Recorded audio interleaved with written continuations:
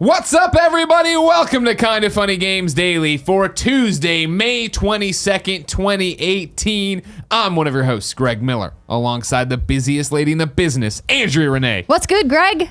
Judges Week was very good. It was quite a week indeed. I'm glad we're finally back together and we can talk about it. I'll get Nick's hair off the table. That's gross. That man just sheds everywhere. Have you missed the show? You've been gone so long. I know. I was happy. Listening to Jared just crush it last week. Yeah. Again, shout out to Jared and all the guests who came through to do that for us. But before we go any further, we were at Judges Week, and let's get to your boy Morgan, who wrote in to kindafunny.com/KFGD and says, "It's time, Greg. Tim said yesterday that he'd be talking Kingdom Hearts 3 today, so I need to know. What were your favorite parts and what was your least favorite part? I know Tim was thinking it felt clunky on Twitter, but you and Andrea have never played any of the games, so I'm excited to hear your impressions. Hope you guys are awesome."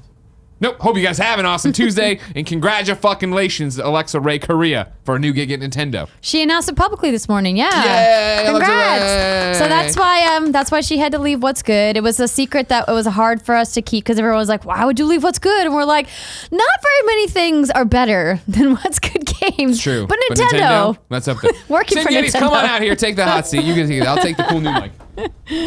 Yeah. Look at me. Hi. The cool, the fancy mic. Yeah. I like it. It's like the Dick Looks Clark good on mic. you, Greg. Kevin, what I need from you is to go to my desk, open my backpack, that front pouch where I keep the Switch usually, and grab my blue notebook that has all my notes from Judges Week. That's right, Oh, yeah. Tim. Let me pull up my notes. 41 games. 41. Yeah, but It's now more we're than talking about 39. Kingdom Hearts 3, Tim Geddes. You went and saw it. What did you think? I did. I got to see it. So did you. We both got to play. We were like very close to each other playing. I liked that. I enjoyed that quite a bit. I did enjoy the game quite a bit. It is more Kingdom Hearts. It is a proper Kingdom Hearts sequel. Like it feels like a numbered iteration of the franchise, which not that I was worried that it wouldn't. But it's just been so long, and there's been so many spin-offs and changes and like little tweaks to the gameplay here and there. And I feel like this one does a good job of kind of taking all of the different systems that they've introduced in the last couple games, the Dream Drop Distance, Birth by Sleep, and all those, and kind of adds that to what they did with Kingdom Hearts 2 and 1. And now it's here and it's all together, and I'm like, all right, cool, this feels proper. Having said that, it is weird playing this game because it feels like a game out of time. Like coming right off of God of War, and I know I'm going to get a lot of shit for saying this, but I'm just being honest and real about it. Coming right off of God of War, it's like, oh my God, playing God of War on PS2 felt a certain way and it felt right at that time. Playing God of War now with the controls and just the way that the game works and the camera works and everything, it's like, oh my God, this is what a modern game feels like. And playing Kingdom Hearts 3 didn't have that for me. It's like, this looks really, really, really pretty. They nail the grandiose, ridiculous, epic boss fights, and even just the gameplay, the normal battles, like not the boss fights, just normal fights that you get in. There's so many different, like the link system and the attractions and the magic. It's constantly just explosions and crazy cool shit happening.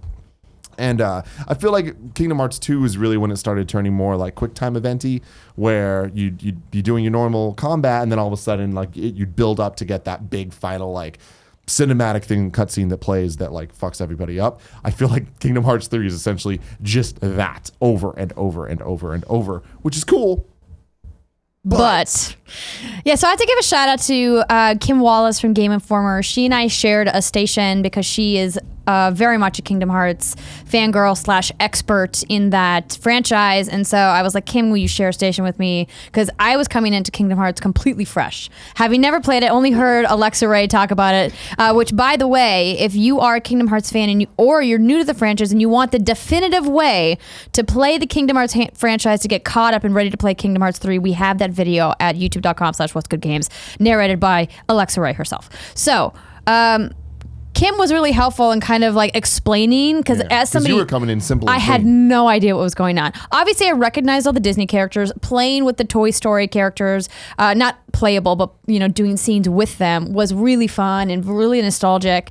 And what I love about it is that it wasn't just this Toy Story story that we know being told again in a weird gameplay way where there's Heartless now involved. Because I feel like a lot of the other Kingdom Hearts games, it's Aladdin, you play through the plot of Aladdin. Oh, it's Tarzan, you play through the plot of Tarzan. This is very much a new Toy Story story with the characters that we love, and they felt very authentic to Buzz and Woody, and just the way that all of them interacted with each other. And if I may chime in, this is what I was going to say, is that, of course, I let you play at our station. I just watched over your shoulder. I would have nothing to contribute about the gameplay of it.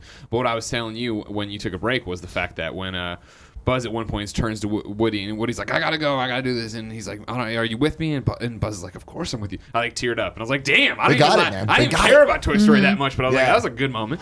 Yeah, I love that. Yeah, no, I mean, they nailed the Disney elements of this series, but I think that from what I've seen just from this demo, which was combat heavy, which if you guys have seen any other previews, clearly they left the story stuff out intentionally to try to keep it as a surprise for fans once the game. Very little Kingdom Hearts story in this. There was 2 sections we got to play. There was a battle in Olympus from Hercules, and then which was just a boss fight where you're running up a mountain fighting this Titan. And then there was a Toy Story section that was, I think they said that it was about 2/3 of the entire Toy Story selection of the game. So that was a bit more of you fight some boss, you fight some just normal enemies, and then there was some story cutscenes as well. Yeah, it seemed like a hard find for me as not a Kingdom Hearts player, as somebody who's not familiar with the franchise. As you mentioned, it looks great. The graphics look really well done. The gameplay just felt very formulaic, and I know that this was just a slice of the game, and we have to, of course, judge it overall once it finally comes out. But I think that they're really throwing all of the Disney IP at the front of this as like, this is why you should play this game, not because of these characters. And that's hard, I'm sure, for longtime fans are probably like super mad right now, being like, but you don't understand how important Sora is to me. And you're right, I don't understand. And I'm gonna do some research and take some time to go back and like kind of learn what these storylines are and why fans are so excited about it. Tim, you're shaking your head. There's no amount of work you can do. Don't do it. That would make it. It'd be a waste of time. I mean, in my opinion, yeah, it's like, I just feel like this, and people love this franchise. I love this franchise, but I love this franchise for specific reasons, and its story is not one of them. You always talk about the fact, right, when you had Alexa Ray and Jonathan Dornbush on the Gamescast and had them try to explain the story to you, as somebody who loves the games, it was impossible to keep up. Yeah, and it's like, and that's fine. Like I feel like there are people that love the games for those reasons, but there's also people that just love them because of the Disney stuff, because of the epicness of it all. And the gameplay is fun. It's just, like I said, I just kind of wish that I got a little bit more out of it. A lot of people were giving me shit on Twitter for my tweet that I put out. And I know people on the internet were being mean. Yeah, and all of them had Disney avatars, and I'm just like, I get it. This game, it succeeded at everything I expected it to, and it failed in all the ways that I thought that it would. Right. For me playing it, the camera is an utter disaster, and like there's no getting around that. Like there's nobody that can stand up and defend the camera in the game. But it's like, that's not why people fucking play Kingdom Hearts. Right. My friend Ozzy Mejia over at Shack News wrote a nice preview of the game as well, because he was also at the event. And he was writing about how all of the things that people had trouble with in previous Kingdom Hearts games are back, and they haven't been fixed. So like one of the standout things that I noticed right away as a new player was I got lost in the level. I had no idea like where I was supposed to go, where my mission was supposed to be, and you just kind of get sidetracked doing these like meaningless fights with NPCs, and then you're like, wait, what is my mission again? Where am I supposed to go? Yeah. And he was like, oh, that's a common Kingdom Hearts thing. That's the thing, in the context of the game and not just playing the demo, that makes a bit more sense, because even the random fights, you're leveling up, you're getting the experience points that make you stronger, so that when you do find the path that you're trying to go to, it's a better experience for you. I think that this game is so beautiful, and they like, and obviously the music in Kingdom Hearts has always been so good, and I love how there's a Kingdom Hearts style. Like when you hear a song, it's like, like you can hear a Kingdom Hearts remix of something and know it's from Kingdom Hearts. And I feel like they do a great job meshing that and melding it with like the Toy Story sounds, right? Or with Hercules sounds or whatever it is. I loved that. But then there's some decisions made visually that I'm like, why would you do that? Like Sora can run up walls, like pretty much any wall, but it's only walls that they want you to let him run up. So the rules of when it's okay and when you're allowed to, I'm like, in a post Breath of the Wild world, like it feels wrong. And what is an insult to injury is you know which walls you can run up because there's this stupid, ugly scan line thing that goes up that like ruins the look. For years, we've been like, this game looks like Pixar. It looks like Toy Story. Ladies and gentlemen, this game is Toy Story. You're fucking playing it and it looks just like, if not better than, the movie. And then there's these weird I wouldn't go scan that lines. far. But Toy Story 1? Well, okay, Guarantee it. Sure, Toy Story 1. Maybe even 2. Oh my Maybe God, even 2. no, you're ridiculous. Get out. Disagree. After the show, literally look Do you up, want me to pull up a YouTube video? pull up a trailer of Oh my Toy gosh. Story and look at it. It is hideous. Look and see. I was Oh, watching. thank you for watching the I was music watching. video I put I up. was watching Thank you. Greg's video. YouTube.com/kindafunny. This is fun. This is good. You're Yeah. doing good stuff here. I feel I like like this version. I'm sounding super negative on this, and it's like you guys, everyone listening to this knows me and knows my opinions on Kingdom Hearts and why I like it, and everything that I like about the franchise is there in spades. So that's all great. Yeah. But You're still excited about it. You're still on the hype train. so excited for it. Yeah. The aerial summon looked cool. Yeah, Wreck-It the summons Ralph are was cool. Wreck-It Ralph summon, very Yeah. cool. And it's those type of little things in the games that's what I'm here for. You know. Yeah. I haven't loved a Kingdom Hearts story since 1. Okay. But there's been like 15, even though this is number 3. Mm-hmm. You got 365 squared over 12, Uh-huh. and then you got this. Yeah. She's looking. Here we go. This is Hold Toy on. Story 2. I have to memorable wait for the moments. quality to pop in because internet. Potato internet. It's not like we're trying to stream a show, so it's fine. Don't worry Yeah. about it. Yeah. Yeah, those are my thoughts. Okay. What were your thoughts, Greg? I thought. It looked like Kingdom Hearts. Looking over your shoulder, it looked like Kingdom Hearts. I thought the battle system did look good. Now, Look at that guy. Look at Andy's fucking face. Whoa. It looks great. What are you talking about? Oh, you are tripping. It pains me to say it because I love you both so much. I gotta be on Andrea's side. I think Are you that. kidding me? I think Woody looks better there than he did in the game. Oh man. We're looking at Toy Story 2 memorable moments. But again, I Well, thought I'm the saying game Toy looked Story great. 1 as well. But Also, that like, looks like shit. my only point is, like, if you're gonna like use an analogy, like it looks like Pixar, and Pixar has set the bar for animation standards, you just gotta, be cautious of how you're comparing. I'm telling you, Kingdom Hearts 3 Toy Story looks better than Toy Story 1. Toy Story 1. That's what I'm saying. where we're hanging Well, out. okay, Toy Story 1 was like in 1995, That's what I'm wasn't saying, it? guys. Oh my gosh. Okay, Tim, we'll give that one to you. All Sure, right, sure, then sure, good. sure, We sure. found It's a common ground at story, the end. whatever. That's the whole thing. And I will say that being in that room with a bunch of people, I am not the only one that had these opinions about this game. Reading Which a bunch part? of people's articles afterwards, I'm like, y'all are fucking lying. Y'all What were are they saying? fucking. What are the articles? The articles are being too. The articles being critical? super like great about it, and I'm just like, I was with you guys. Yeah. So Because the problem with that event was that they hand selected media who are predisposed to be Kingdom Hearts fans. Now, there's nothing wrong with that as long as, people go into it knowing. So that's what I loved about Kim's coverage is that she up front was like, I'm a gigantic Kingdom Hearts nerd. This franchise means so much to me. So when you read her preview coverage, if you're a giant fan like she is, you can hopefully relate to how she's writing her piece. Or you can listen to other people who have never played before and go, if I'm just judging this as a game, have no emotional connection to it whatsoever, this is what I think. I think it's just important to keep that in the back of your mind. Like, that's how I talk about Mass Effect, right? Like, I'm a giant fangirl of BioWare and of that franchise. So people know when they listen to me talk about it that, she's probably a little bit biased, which is true because I love that series. And so I'm willing to forgive some of that series' faults because of my, emotional ties to it. True story. You didn't look like this until FemShep, right? You're like, that's a good look, and you just stole that entire look. Exactly. I haven't been coloring my hair since I was 14. You were a different ethnicity before. All right, cool. Thanks, Tim. Thank you. Go eat your lunch now. You're allowed to. Take Thanks, this Tim. microphone and then ask Kevin if Cool Greg knows how to turn it off. Cool Greg, you know how to turn this microphone off? You could Look just at him go. Look you at could, Cool you Greg could go. just unplug it. Yeah, but then look at the you get that noise for a second. Nobody wants the you Oh. listen to stuff out there. Ladies and gentlemen, there's a lot more to come out of Judges Week, of course. Today we can talk about Dreams, Days Gone, and State of Decay, which wasn't Judges Week, but is all on there. We'll see how we do on time. Of course, Gamescast coming up. We'll have on Thursday a live recording of the Kinda Funny Gamescast. I'll talk about more Judges Week games there, more in-depth conversations, as well as reviews of that there, Detroit. You can get that on Thursday.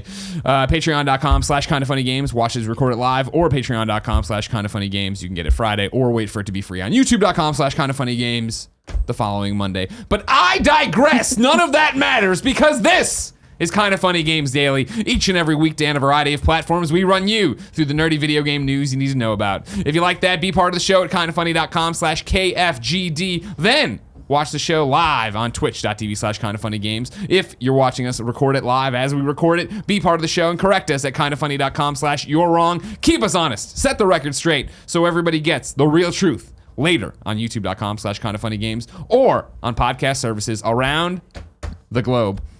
Housekeeping for you, as I briefly mentioned, that Mizzou video Tim and I went to film in Colombia in partnership with Microsoft is up over on youtube.com/kindoffunny. I'm extremely proud of it. If you could please go watch it, it would mean a lot to me. Share it. The vlog of Tim and I being morons in Colombia will go up sometime in the next week. And then today we're brought to you by Brooklyn and MeUndies, but I'll tell you about that later. For now, let's begin the show with what is and forever will be the Roper Report. Time for some late news. 20 minutes into the show. Number one. The final phase of the PlayStation 4 life cycle. The first of a baker's dozen. Whoa, yeah, you interrupted me. Yeah, I didn't do it. Sorry, we're so off track today. 5 items. Baker's dozen. The final phase of the PlayStation 4 life cycle has begun. I'm reading from gamesindustry.biz where Matthew Handrahan. Handrahan? I got to sound it out the first time. You know what I mean? Wrote this article. Sony's management has told investors that it is now entering the final phase of the PlayStation 4's life cycle, with the company as a whole primed to focus on the expansion of the PlayStation Network.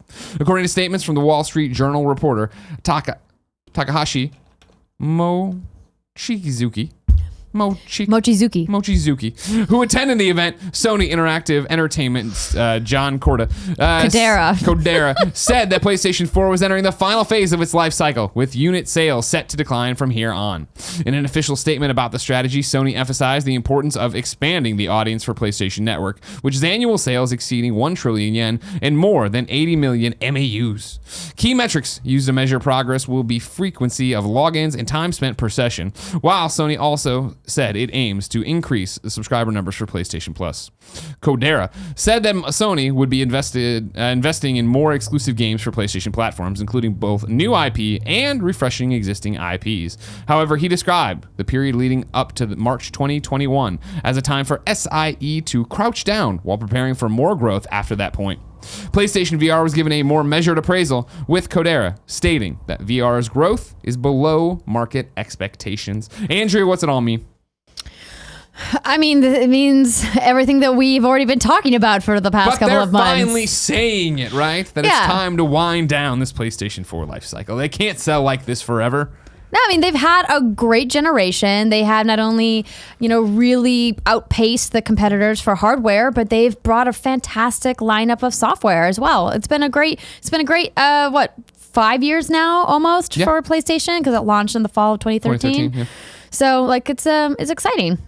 What do you take away from, he described the period leading up to March 2021 as a time for them to crouch down. So they're getting, March 2021 is when where we should be expecting the next big thing? Didn't we hypothesize 2020? Yeah, we've been arguing all the time back and forth of how close we are to a PlayStation 5 and what happens next. I mean, this sounds right. Yeah.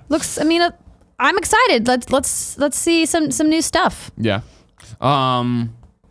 It's just sad to see it go. I understand it's been 5 years, but it doesn't feel like it. It does not at all. Yesterday, when it was all going around that it was the 5-year anniversary of the Xbox One, the infamous Xbox One conference and all that stuff, it was like, wow, 5 years ago? That it feels like that was, on one hand, so much longer, but then I also don't feel like I've had my PlayStation 4 and Xbox One underneath my TV for that long, but I guess I have. Yeah, I remember leading up to that Xbox One event, like Xbox 720 being everywhere, and no one really seeing Xbox One as the actual name.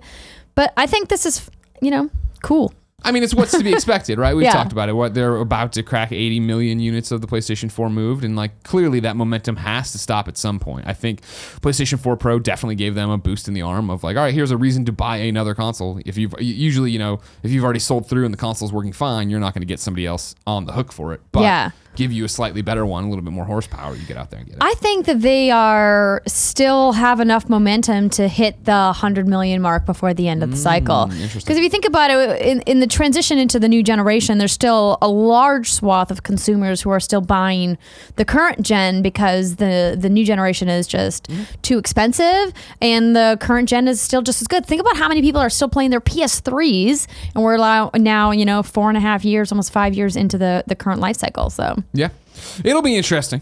Lover, not a fighter. wrote into kindafunny.com/KFGD and says, "Hey, Greg and Andrea, with Sony saying PlayStation 4 is beginning the end of its life cycle, do you think it's the same for the Xbox One? I've long thought that the Xbox is in the same Wii U phase. Any new games like Fable, etc., clearly won't make it out on this generation, so it seems like they have only been trying to do consumer-friendly things to go into next gen with fans on their side. Would be great to hear your thoughts. Thanks." Another conversation I feel like we wrestle with a lot here in terms of, great, your Xbox, Phil Spencer now understands, hey, we need exclusives, we need first parties, we need to start making these relationships. Do you spend those on the Xbox One, or do you keep those under wraps until your next console and put them out then? I think it's a long ways to wait to launch whatever's next for Xbox hardware with an exclusive. I mean, because that's probably, 4 years away from this point? You think so? From actual release? Yeah. Not from announcement, of course, but actually in our hands. Yeah, because it's going to come out holiday, right? Hardware doesn't launch in the spring unless you're Nintendo and you're crazy, and it works. But I imagine that, given that Microsoft has a very traditional marketing setup, that they would probably launch in the fall again. Yeah. And so we're thinking maybe fall 2020 at the earliest. So that's 2 years away. Yeah, because I think it's more likely 2021. Really? See, I think they'll want to beat PlayStation in the market. I think they'll want to do these exclusives they're working on and stuff. That's why, my expectations for E3 this year with Microsoft are, I'd like to say, tempered.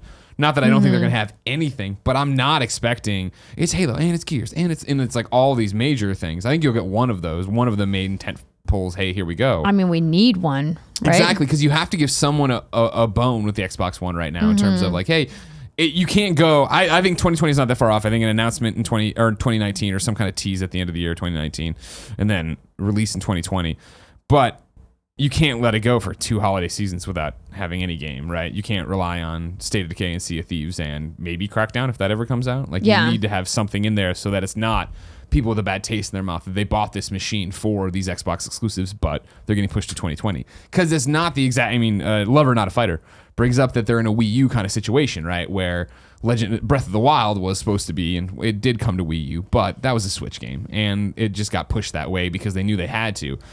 The Wii U, we talk about in comparison to PlayStation 4, sure, Xbox is behind, but Xbox One has sold well. There is an install base there. There are a lot of Xbox fans. You can't treat it the way you treated Wii U, I don't think. Oh, definitely not. I think that's apples to oranges for sure. Exactly.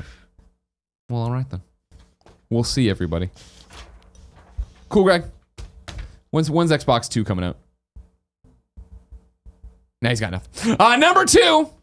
Good news from Microsoft. Microsoft partners with the Special Olympics. This is via Xbox themselves. Today, we're excited to announce that we will host the first ever pilot video game tournament at the USA Games in Seattle in partnership with Microsoft's Xbox Gaming division. The Xbox Gaming Tournament at the 2018 Special Olympics USA Games will take place on Monday, July 2nd in the University of Washington Husky Union building. I assume Brittany will be there, drunk on whiskey and cheering people on. Sounds right. Microsoft has partnered with the Special Olympics since 2014 and shares our belief that individuals, organizations, and communities are stronger when everyone can contribute their talents and skills. Microsoft is the premier partner of the 2018 Special Olympics USA Games. Here's Phil Spencer. At Microsoft, we believe that gaming is for everyone, so we're proud to pilot the first gaming tournament at the Special Olympics USA Games this summer. Competitive video gaming is enjoyed by players around the world, and our goal with this pilot tournament is to challenge biases and break down barriers while providing an empowering and fun experience for all players. Last month, qualifier events were held at Microsoft stores across the country to select 8 unified teams to compete in the 2018 USA Games. A unified team consists of an athlete without an intellectual disability. The 8 teams will play Forza Motorsport 7, a popular racing video game published by Microsoft Studios. So hats off to you, Microsoft. I thought that was really cool. Yeah, first they had the adaptive controller announcement, and now they're doing Special Olympics. This is great. Esports going everywhere. It's all about inclusivity. It is. Number 3, EA no longer has the PGA Tour license. This is from Shabana Arif over at IGN. PGA Tour is no longer licensed to EA as Canadian developer HB Studios announced the addition of the PGA Tour to its upcoming title, The Golf Club 2019, which is a great title for a video game. The Golf Club. because it's like a club where you play golf, but it's also like a golf club. Oh, I get like it. Yeah. After ending its partnership with Tiger Woods in 2013, EA's golf franchise took a year hiatus, returning with Rory McIlroy PGA Golf. That's Rory McIlroy. Wait, so is that, am I pronouncing it wrong, or is that they misspell it? I think it's misspelled Awesome. here. They also didn't put the S in Tiger. I'm not saying Shabana, you gotta proofread, but you gotta prove it. Yeah, it's because it's an I and like it looks like it's two L's because one's so it's Mick. I take it back. All right, it's just you missed the S in Tiger. No, in Woods. Anyways, more, and I'm gonna keep calling it the way I like it. Rory McIlroy PGA Tour. The publisher has now lost the license altogether, although PGA Tour senior director of licensing told GolfChannel.com that the quote long-term successful partnership with EA ended amicably. Ooh, that's interesting. EA getting all the exclusive licenses forever when it comes to the NFL, NHL. Here we are though, losing the golf one. I don't think that's a giant loss for them. Interesting. I don't think it's giant, but I just think it's. Well, it says it ended amicably. That's what they say about everybody who. That is definitely not what they say. That's what everybody says about everything when business ends. When you and I break up on the show, I'm just gonna be like, it ended amicably. It better end amicably. Cool Greg's gonna take you forever. Don't kick me out, Greg. You'll see. No, just another thing to keep on your radar. A lot of news today that's just like, hey, here's the news. Yeah, I don't care about the golf games. I wish I played Rory McIlroy, but whatever. McIlroy. I'm just saying it looks like Rory McIlroy, and I'm all about that. Number 4, Adult Swim Games has acquired Big Pixel. This is via Rebekah Valentine over at gamesindustry.biz. Today, Adult Swim announced the acquisition of Big Pixel Studios, the developer behind its licensed game Pocket Mortys. This acquisition is part of a broader strategy to spread Adult Swim IP onto other platforms, in this case, mobile.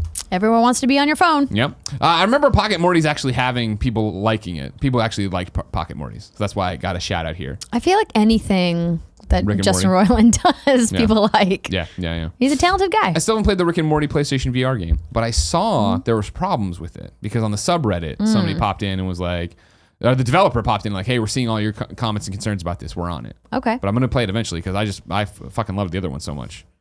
The name escaping me. We did a PSVR show about it. Kevin played. It's a good platinum. It's an easy platinum. Oh my gosh. Accounting Plus. Yes, there it is. There it is. I was having trouble thinking of it too. That's the worst. And then finally, number 5, N64 trademark has been filed in Japan. This is via JapaneseNintendo.com. I got it, of course, through Reset Era. Nintendo has applied for an N64 trademark in Japan. Purposes include video game program, controller for game machine, joystick for video game machine, TV game machine, and more. The full application is below in the article. N64 Classic Edition confirmed. Here's the thing. I've looked at you morons every year during this Christmas time, freaking out about, oh, you're NES Classic. Oh, you're Super Nintendo. And I'm like, you're wasting your money. You're wasting your time. I see how angry you get when Walmart cancels it. When they do the N64, I'm all about it. Yeah. I will be buying this thing all over the place. The 30 N64 games on there, you assume? Oh, I hope more than that, but probably not. How much was on SNES? 20, I think. Okay. Oh, I want GoldenEye, but I probably can't get it for licensing. And Perfect Dark could still happen, right? Is there any way for them to get the wrestling games on there? Is there any way that God would come through finally for us, Cool Greg? 21 games, Classic Edition, sorry. Thank you. Any way, you know what I mean? That's the problem, is a lot of the N64 games that were great tied up in licensing. And of course, 2K doesn't like making money, so they refuse to just knock off their old game and make it again. Well, I think now that everyone saw how in demand not only the NES Classic, but even more so the SNES Classic Edition was, I would be shocked if a license holder came forward and was like, we don't want part of that. Yeah. I guess it would depend on what the negotiation deal is, actually right? Offering them, right? Yeah, because now it's like, oh, you want to be on this machine. But it's a great launch pad, right? If you were to put an N64 game on there and then maybe that renews interest in the IP, maybe it gets people talking about it, you're able to pair it up with a major release. I'll tell you what, Andrea, I can't wait to see what's on that N64 Classic. Whether it's coming or not, who knows? But what I do know is other games came out today. If I wanted to know what came to the digital mom and grop shops, where would I go? You would go to the official list of upcoming software across each and every platform as listed by the Kinda Funny Games Daily show hosts each and every weekday. Yeah. Shout out to Kevin Coelho, who ran into the room to make sure he did his yeah. I also noticed I'm too high. I'm coming down. I don't like being that much taller. It's because I lowered myself just a tiny bit. Yeah. In the first segment, and you probably didn't notice it, so that way You're so good at your job, I just can't keep up with it. Out today! Quarantine Circular came to PC today. It was a stealth release from your boy, Mike Bithell, friend of the show. Of course, full disclosure, one of the first people ever to do the Patreon sponsorship for us for the game Volume. But we loved Mike before then. He's been on a million things since then. He's a great dude. Of course, this is Quarantine Circular. What was the other one? Quarantine. Subsurface Circular. Thank you. Yeah. That one's up on Switch as well. I have it downloaded there. I started playing it on PC, liked it, and then I was like, look at me. I'm not a loser, and I left the PC and I didn't play a game on it. And so then I got it on Switch, and I just haven't had time to play it, but I'll get there. Disco Dodgeball Remix is on PlayStation 4, Xbox One, Switch, and PC. Everspace is on PlayStation 4. Gorgonzola is on PlayStation 4 and Xbox One, and everybody loves it. I played it that one time at Judges Week last year. I enjoyed it as well. Now here it is. H1Z1 is on H1Z1 Battle Royale is on PlayStation 4. I Hate Running Backwards is on PlayStation 4, Xbox One, and PC. Yes, that's a Devolver game. And yes, still no official release date for Ape Out. What the flying fuck, Devolver? It looks like a really cool shmup if you guys are into shmups. No, yeah, it is. I saw it at PAX. It is really cool running at the top of the screen, shooting behind you and stuff. But it's no Ape Out, and everybody wants Ape Out, so they should probably release Ape Out. Mega Man Legacy Collection and Mega Man Legacy Collection 2 have come to Switch. One Piece Grand Cruise comes to PlayStation VR. Runner 3 comes to Switch and PC. Cool, Greg, is Tim still here? I think he just walked out. All right, don't worry about it then. Somebody wanted to yell at Tim that he has to play Runner 3, but Tim doesn't care about you because he's hungry. Shio comes to PlayStation 4. Space Hulk Deathwing Enhanced Edition comes to PlayStation 4. Stardew Valley comes to the motherfucking PlayStation Vita. Star Trek Bridge Crew The Next Generation. That's an expansion. Oh, expansion. Thank you. On PlayStation VR, PlayStation 4, coming to Vive/Rift July 21st. State of Decay is on Xbox One and PC today. State of Decay 2. State of Decay 2 is on it. You got to know that at this point. You know we would have gotten a you're wrong about that. Of course, people want to do everything because they're me. Super Hyperactive Ninjas on PlayStation 4. And then Tennis World Tour is on PlayStation 4, Xbox One today. It'll be on PC and Switch in June. New dates for you. June 1st, you can get the Fortnite refund system back in your game. You can actually go ahead and... They put it out, took it away. Now, apparently, June 1st is when it comes back for everything. No date for you, but keep this on your radar. Sega has announced it's going to remaster Yakuza 3, 4, and 5 and release them in Japan. Yakuza 3 is pretty imminent. The other ones, I think, are a little bit more ways out. But I assume these will eventually make it to America because they've decided they need to release a Yakuza game every 2 months. Lots of Yakuza out happening right now. There's so much Yakuza. The Salty Shores update will launch with Rocket League May 29th for all platforms. Oh Sir, the Hollywood Roast hits PlayStation 4 on May 29th and Xbox One on June 1st. Naruto to Boruto, Shinobi Striker has a release date now of August 31st. 2018. Earthfall comes July 13th for PlayStation 4, PC, and Xbox One. Earthfall, worth pointing out, played it at the GDC thing. This is the unabashed, hey, nobody's making Left 4 Dead anymore. We'll make Left 4 Dead with aliens. And I played it, and I'm like, this is Left 4 Dead with aliens. I'm very excited about this. Don't fuck it up. Earthfall seems interesting. Graveball comes to PC on July 31st. That last one is just a repeat. Oh, I know. I left it in there. I left it in there just to point out that Andrea wants to think she's doing amazing stuff, and she does because she's awesome. But she also put in there, Salty Shores is coming to Rocket League May 29th. But then you detailed the expansion. Yeah. The Salty Shores Rocket League expansion will include a new beach theme arena named Salty Shores. The Beach Blast Summer in-game event will begin on July 11th. The end of competitive season 7 and the start of competitive season 8. Rocket League Cross Monster Cat Volume 3 playlist in game. And then a new import battle car, Twinzer, available as a limited drop inside the new Impact Crate and more. Good Lord. You know what I mean? Okay. Just slow down, Jeremy Dunham. You don't need to make all this because I hear he makes it all by himself. Rocket League pretty much a one-man show at this point. Andrea, it's time for Reader Mail. But first, I need to tell you it's brought to you by our sponsors. First up, Brooklinen. Don't even need to look at the ad. I've talked about Brooklinen a lot. I like Brooklinen a lot. Do you need new sheets? Andrea, do you need new sheets and a new comforter? I don't, but I want them. And I asked John if we could order some, and he was like, no. And I was like, I'm going to do it behind your back. Just do it right now. It's fine. You go to brooklinen.com, promo code GAMES. You'll get $20 off and free shipping if you use the promo code GAMES at brooklinen.com. Brooklinen, you go there, you pick your new sheets, you do your new comforter. Here's what I'm going to tell you right now, person driving your car listening to this. You need new sheets. I know you're going to say, What are you talking about? I bought new sheets 3 weeks ago. What? Oh my gosh, she's on brooklinen.com right now and it says they're introducing super plush towels. What? I don't think that applies here. But that's the promo code I'm giving you, but that is exciting news. Look for that sponsorship in a month.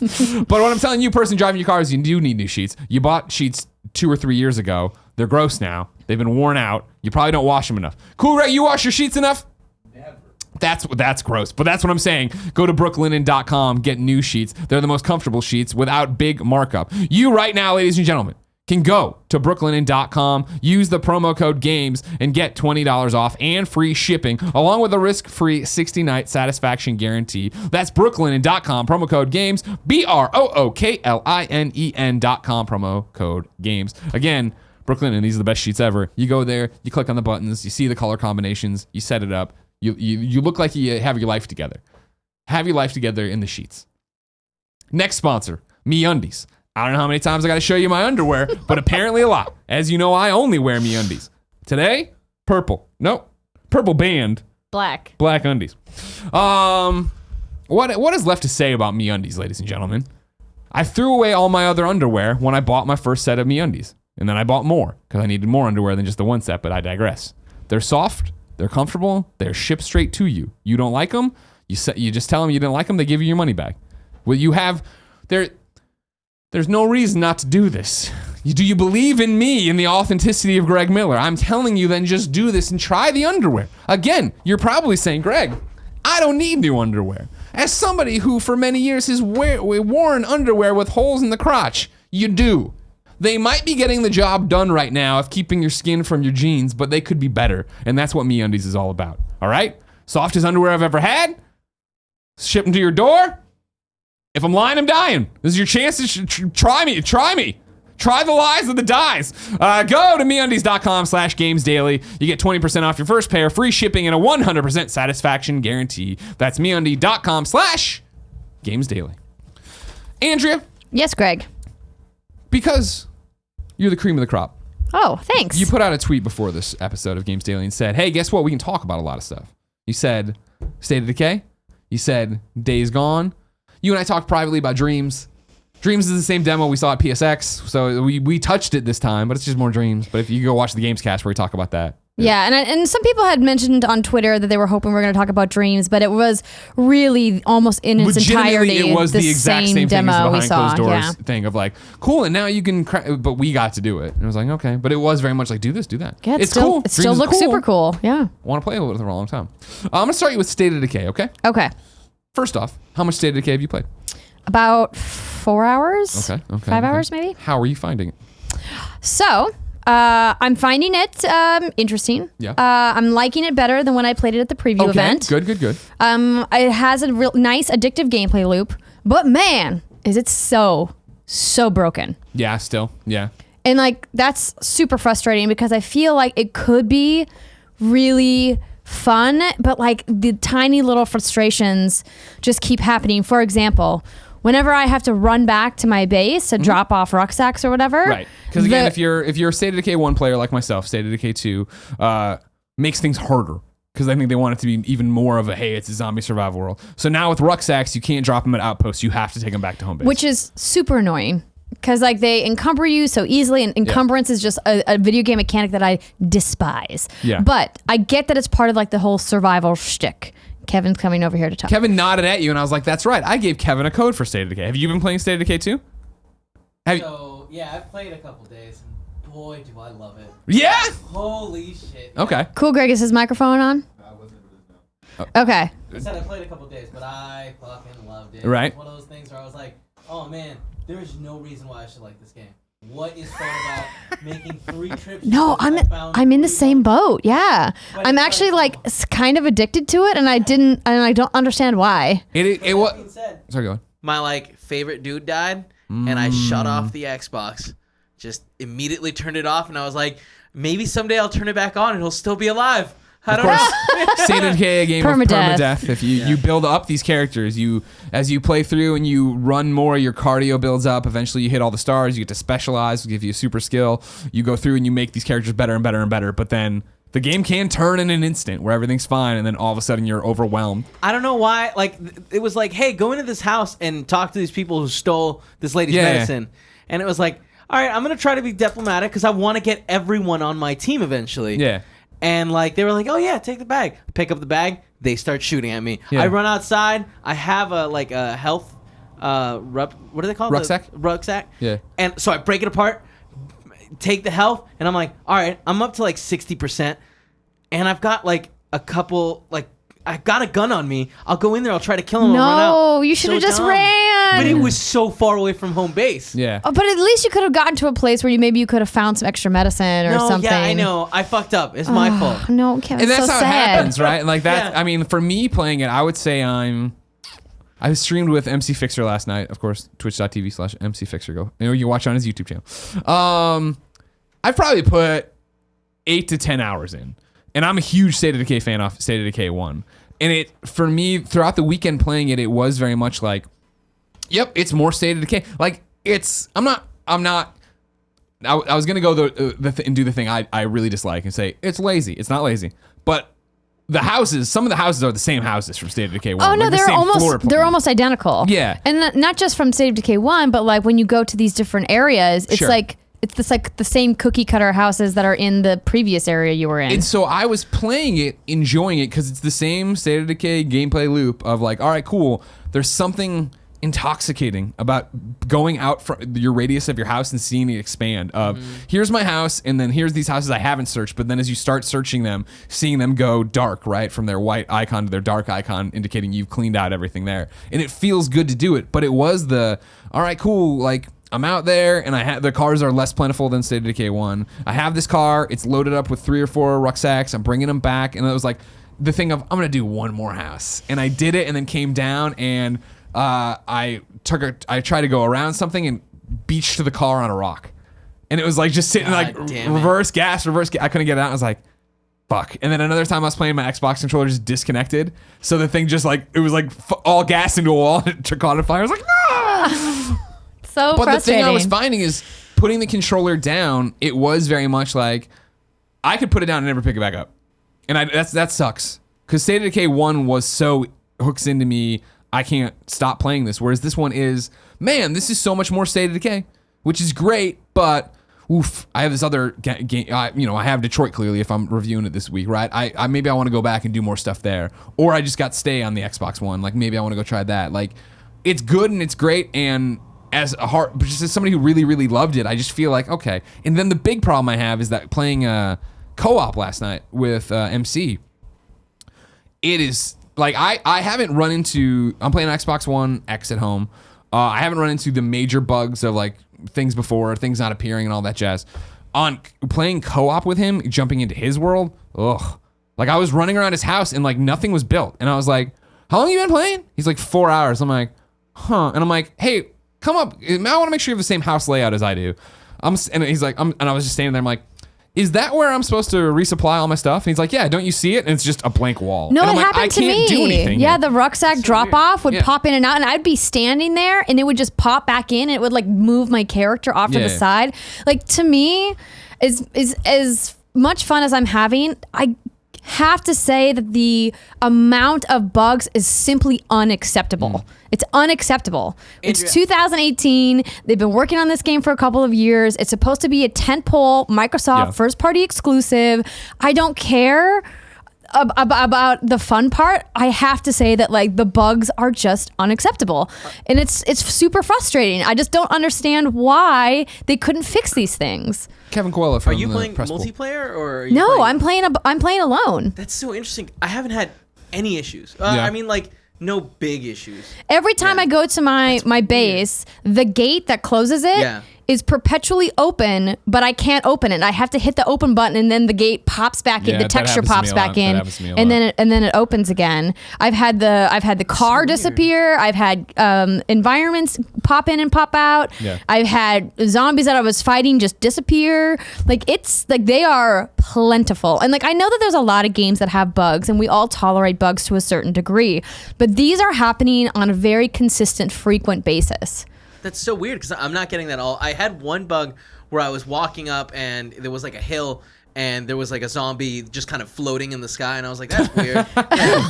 But other than that, I haven't had any issues. Yeah, it wasn't bad for. I mean, I've definitely had the popping door thing and all that jazz, but it was last night where it was that, and then it was like latency where there was just that second off of like where I'm gonna push the stick forward, and then there you go, and I was like, ugh, like that's. And in a when game, I'm trying to fight a zombie, when I'm in trying a game with permadeath, still the biggest villain in State of Decay, you know it well. The biggest villain from the original, it is here as well. Are the fucking ladders. Of like you climb up to survey something, you want to walk down the ladder, and you got to inch up to it. Otherwise, there's so many times you walk all the way off and slam and break your legs. You're like, God damn it. But it's still the same State of Decay management sim. Let's go around and do this. They made less cars, less this. It's fun, and I enjoy it, and I imagine I'll probably play more of it. But I don't know. I'm not like drawn to. Are you gonna keep playing, Kevin? So the thing I said on Gamescast, I'm really scared that if I keep playing, I will go really hard into this game and put 100 hours in the next like 2 weeks. So yeah. I don't want to do that because that's just like that. When a game like this that catches my attention like this hard, it catches my attention. I don't do anything else, so I'm really worried. Like I don't know how much more time I'll put in because I'll either put in no more time or way too much time. Gotcha. Shockwire. Jpscollins wrote into kindoffunny.com/KFGD with a question and says, "Hey Greg and Andrea, with today being the launch of State of Decay 2, I was wondering, what do you guys think of the story? How do you think it expands on the first story? Thanks, KFTC." What story? Exactly, yeah. There's no story. There is no story. It's still very much State of Decay is a weird survival sim. Like you make these connections with the character, you build them your own specific way, so you feel like Carla is my girl, like I feel like connection to Carla, but I don't have like a story connection. Like it's the same thing of like, oh yeah, I remember doing the medical thing too, and I was like, all right, cool, and it's amicable, and then I picked it up and they started shooting. I'm like, what the fuck is happening? What are your motivations? Die, get them, and that's how I get them. However, here's where we bring it all together, ladies and gentlemen. Yeah. CMoney for Life wrote into kindoffunny.com/KFGD and says, "I've been watching the Game Informer coverage of Days Gone, and I keep getting this feeling that it's basically a less involved State of Decay with a narrative. Having played it, do you guys feel the same? Thanks." 100% yes. We played State of Decay, we played Days Gone at Judges Week. We can finally talk about it. The embargo's up today. That was when I walked away from it. I was pleasantly surprised that I was more invested in it than I thought I would be, that I was more excited for it, and it was very much like, oh, this is State of Decay with one character, and I get to roam the countryside and get the things and do all these different things. I think at a very high level, I can agree with that assessment. However, there are some things that Days Gone does very differently than State of Decay. 100%. I'm not saying it's apples to apples. But like visually, it's like night and day. Right. Like Days Gone looks beautiful. Yes. The open world is fully realized. Can I say one thing? Sorry. Yes. I don't want to stop you in your tracks or anything. Go ahead. What I kept saying when I finished it and I was talking to the team, Garvin was there when I was talking to other press people on the thing, what I was blown away about with Days Gone that I didn't expect, because I really have dodged the Game Informer coverage. Like, awesome that they have it. Same thing with Spider-Man. I want to play it myself. I don't want to have it all told to me. It was the fact that the world feels lived in. It feels real. Like, it's beautiful, but they started us in this camp, and what I did is I talked to the first person, and then I walked around expecting to start seeing people's shirts repeat, here's just another NPC, and you didn't have that. And everybody had like names popping up, and I was like, oh, wow, like this is a real world. You know what I mean? In quotes, it's a video game world, but it does feel like a real thing. Sorry. No, I mean, that's exactly it. The shooting and the combat feels a lot better in Days Gone than it does in State of Decay. 1000%, yeah. I mean, it's like, to me, it's like not even comparable. And see, this is one of my problems, I think, with where I'm like, I can put the State of Decay controller down at any time, because when I'm playing State of Decay, I'm like, man, I wish I was playing Days Gone. Yeah, because that there's no hook that's keeping you there. Yeah. Yeah. And in Days Gone, you have to be more calculating about what you're doing. Not that you don't have to be. Obviously, in State of Decay, it's necessary to like really think out, do I want to go into this cluster of houses alone? Do I want to go get like a follower? Do I want to like stock up on whatever bullets I need? In Days Gone, it's different because, you could obviously like save right before you go in. Because I took on a camp a human camp. And it took me like almost 5 tries to successfully clear the camp for what I was supposed to do. And I like that I took a different approach each time until I found the approach that worked for me as a player. Yeah. And I like how they give you the player choice to kind of decide, do I want to try to stealth in? Do I want to like bring some freakers from the woods into the camp to work as a distraction? Or do I want to just go in guns blazing and shoot everybody as soon as, I meet them? Which, by the way, is not a good tactic because the NPCs You're like, are "No, very no way." strong. Yeah. But I really enjoyed my time. I have a couple like nitpicky things about Go the for it. gameplay, but I mean, I don't even know if they're worth talking about now because the game is still So far out. Yeah, still pretty early. Well, okay, pretty early is probably not accurate, but like Well, there's, I mean, yeah. they still have time. They were saying, I think they were getting ready to go beta in quotes. Yeah. I think is what I had a conversation with. But it looks good. I didn't get enough time to spend with the motorcycle because I know it's supposed to be like this secondary character that you Yeah. can customize and upgrade, and you have to really kind of watch it because you can damage it and you have to repair it.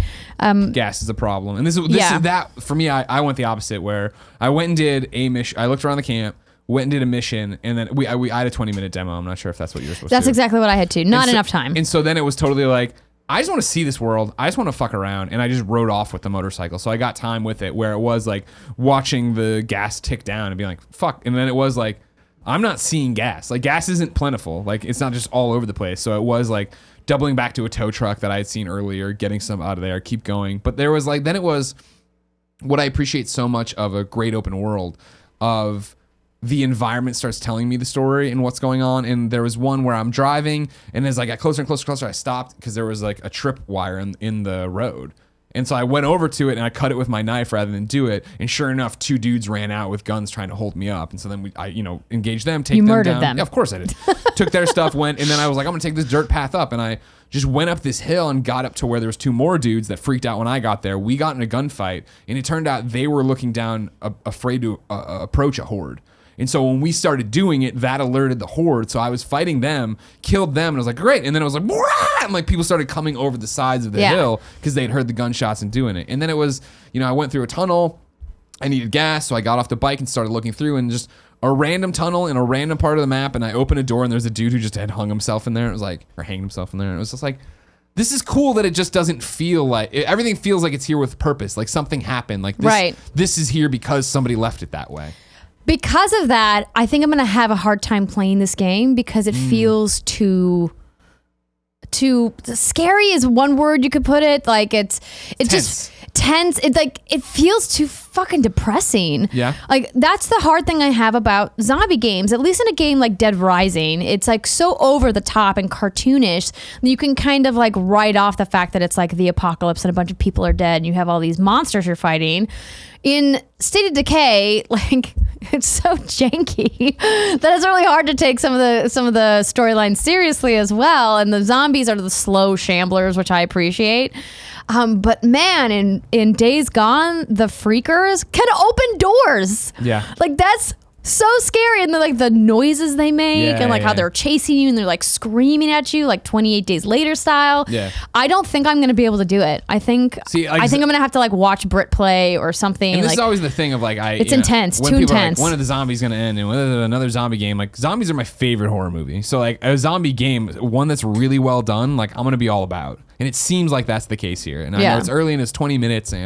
But I went in there and we've talked about it on the shows, right? Where E3's coming up, our predictions, and we don't even mention Days Gone because it's just like one of those things, oh, it's happening, whatever, we'll see what it is. But from that original trailer they had shown, it was like, all right, seems like there's going to be some kind of story here. Of course, again, Sam Witwer's friend of the show, like he's been on stuff before, so full disclosure there. I thought his performance was cool. I want to see where he's going. Again, I thought the cast was good. From what we saw, I'm interested in it. JR wrote in though to kindafunny.com/KFGD and says, now that you can talk about Days Gone, are the comparisons to The Last of Us silly? The Game Informer information made it seem like the comparisons between the two ended zombies. Thanks for all you do, JR. Yeah, I would agree that the comparisons are silly, at least from what we've seen so far. The narrative elements in The Last of Us, to me, don't compare, but we also haven't seen much of the narrative in Days Gone. Yeah. But I think just having the dynamic between Ellie and Joel is automatically going to set it up for something that you can connect with because seeing their relationship grow and like everything that goes into their whole story makes, I think, it easier to connect than just following a single dude around, right? Yeah. Playing it again, I wasn't thinking of Last of Us as much as I was of other open world games. Like for me, it was Red Dead. Of like, cool, I'm gonna go, granted, on my motorcycle instead of my horse, but I'm gonna go in this direction and see what I find. Now, yes, there's the zombies in there that are like obviously the Last of Us people, but I didn't get that, but I don't know. We'll see as we get closer. I understand where color palettes and being morose and all these things maybe bring it around, but I don't know if the story we're going to get is that serious, is that, since, you know what I mean, into it. Like when Sam Witwer's character and what I did, I completed a mission at a radio tower, right? And there was a guy who had been, I forget if he was bitten or just hurt, but he was like, it didn't have the weight of like when Joel's dealing with Tess or something. Like that was what I was taking off from it. So we'll see. Andrea? Yes, Greg. I promised I'd let you go by 1 o'clock. It's 1 o'clock. You did. My date is here. Yeah, I know. It's my wife. Can you say what you're going to? What you're going to go do? Yeah, I mean, because the Metacritic scores are already out. We are going to Lucasfilm to watch Solo. Hey, girl. It's going to be fun. Hi, Jen. It's me, your husband. I hope you enjoy it. We were all invited. We wanted to go, but instead we're doing something very cool for party mode that I'm not prepared to talk about yet. So we'll talk about that later. Secrets. So get out of here. Pack it up. Go. Okay. Scat. Oh, you're going to end the show by yourself? Yeah. Thank you, right? It is a good shirt. Do you want me to like get Tim or somebody? No, who needs them? Are you sure? You know what I mean? Who needs any of them? Okay, I've said for a long time, me and Cool Greg, we could run this entire operation. Should we shake now so there's no... Sure. Yeah, so we don't get that. Until next time, it's been our pleasure to serve you. Don't turn it off, though. Somebody's got to do you wrong. I can do it. Don't worry. It's not that hard. Guess what we got wrong? Greg can't pronounce things. Great. I read it. Bye, Greg. Bye, Andrea. Let's see. I want a good question in here for something. Kevin's setting up for that party mode I was talking about. That was a question for Andrea, so really not much I can help you with there. What do I got here? What did you want, Benjiiiee? Not a question, more of a follow-up. Oh yeah, I guess we kind of nail all the questions. Kindafunny.com/KFGD. Some people wrote in as a follow-up to yesterday's Crunch conversation with Patrick, which was a follow-up to Jared's Crunch conversation, all that stuff. Benjiiiee wrote in and said, not a question, but more of a follow-up on yesterday's discussion about the industry's crunch times and working conditions. I just want to say that I think it is very relevant for the press to talk about it simply for aspiring game developers like me that take a great interest in the realities of the gaming industry and want to know what to expect when beginning their careers in the field. It's heartwarming to see you guys talk about not only the games, but the industry as a whole, and I hope you keep engaging in the subjects in the future. Keep up the awesome work. Benjiiiee. We will, Benjiiiee. Don't you worry about it. Now, Kris has an interesting topic of discussion here. Same vein. Yesterday, you and Patrick Klepek discussed why it was important for games media to shine a light on the issue of crunch in games development. It was some good discussion, but it led me to a line of thinking I would like to hear your opinion on. Isn't games media, in certain ways, also a driving factor for the need for crunch? When a game gets delayed, that news, simply by the nature of news, is commonly displayed in a negative light. Delays get reported on, stocks drop, we get a 30-minute discussion piece on why Microsoft needs to get their exclusive lineup announced and out ASAP or they might lose the war. Oh man, I realize this could read as me casting major shade, but that's not my intention. Would just like to see what you think about all this. I don't really want to sign off by telling you to fuck a farm animal, so later? Later, Kris.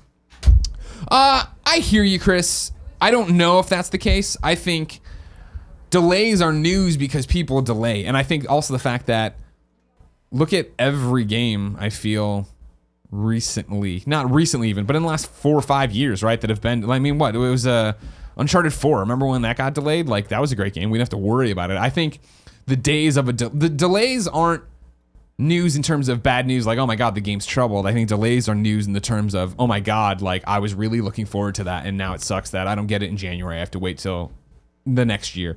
So I hear you on that. I don't think that's what's pushing crunch. You bring up a good point, of course, that I think crunch is driven by people trying to hit a date that is also somehow tied, of course, to we want to be people of our word and hit this.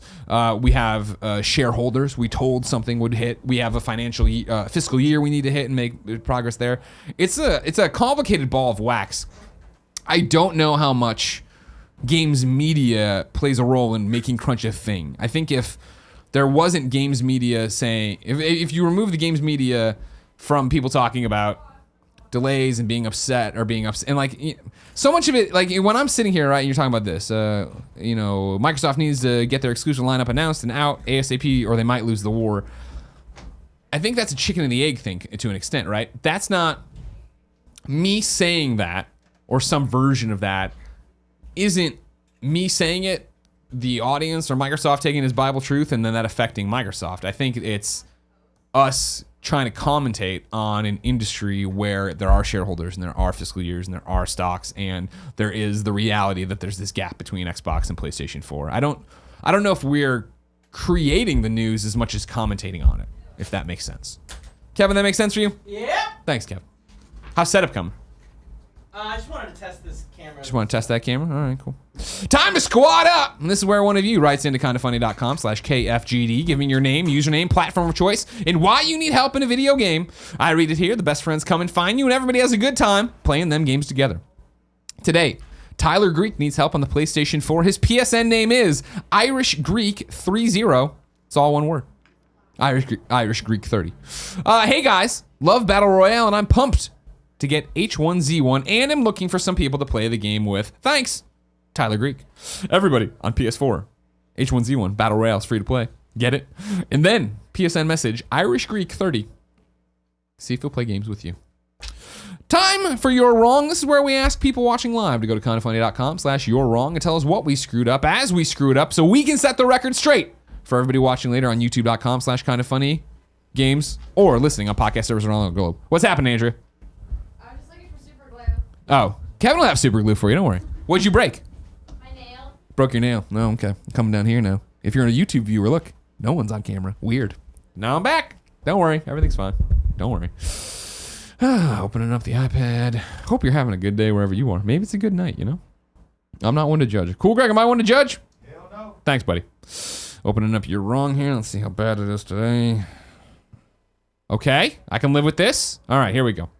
Kebab says, as an animator, I can say that Kingdom Hearts Toy Story is better than the first two films, primarily thanks to more advanced lighting and animation/rigging techniques. Many games are now like this for that reason, including Ratchet and Clank. There you go. Point Tim Geddes, -1 point to Andrea Renee. Everybody tweet, no context, at Andrea Renee, -1. That's all you got to do. Actually, -1 point, because I don't want to think we're like, she's losing followers. -1 point, #KFGD.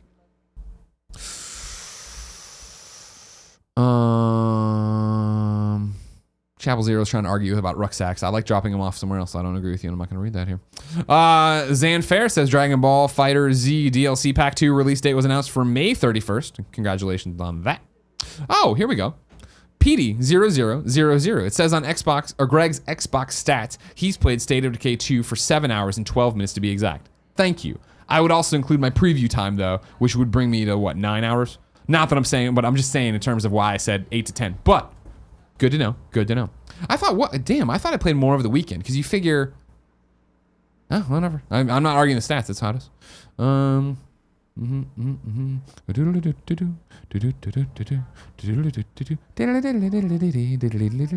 Okay, hold on. Jpscollins says, hey, Greg and Andrea. Not a you're wrong, but a question about my question. His question is about the story in State of Decay 2. Have you heard anything about on the radio about the network, Project Oris, or Red Talon mercenary group, or the mysterious voice you may have not heard in your time playing? There is a story in the game, but it doesn't seem like you're involved. But more that State of Decay 1's. And then he keeps talking. That's a long question. It was running off the screen. Let me see if I can fix this. Do that. Do this. Do this. No. Oh, here we go. It doesn't seem like you're involved, but more than State of Decay 1 characters are doing something. I've heard Dave Fennoy from DaveFennoy.com talking on the radio, but nothing to what you're talking about in terms of here's the story thing. Ladies and gentlemen, that's been Kinda Funny Games Daily. Remember, each and every weekday on a variety of platforms, we run you through the nerdy video game news you need to know about. If you like that, be part of the show, kindafunny.com/KFGD. If you don't like it, don't tell anybody. Go away and never listen again. You can watch it live on YouTube. Nope, you can watch it live on twitch.tv/kindafunnygames, later on youtube.com/kindafunnygames, and on podcast services around the globe. No matter where you get the show, thank you for your support. If you liked the show, if you like what we do, please consider going to patreon.com. I'm spitting a lot. Patreon.com/kindafunnygames, where you could kick us $1 and it would really help us make more of the cool content you want. Again, we are filming a party mode today. I'm sure I'll break silence about it on Instagram, about what's going on. I just want to check with one. There's 2 other partners involved with this. I think one doesn't care, but one, I don't know if they're cool with us saying yet. But once they do, there'll definitely be things on Instagram.com/GameOverGreggy about it. Tomorrow Tim will be on the show. That'll be fun. He was good today though. I like him when we do the 3-person thing. Anyways, I gotta go get ready for this next thing. Until next time. Ooh, cool, Greg. I'm making a DiGiorno pizza. You in? Hell yeah. Until next time, it's been our pleasure to serve you.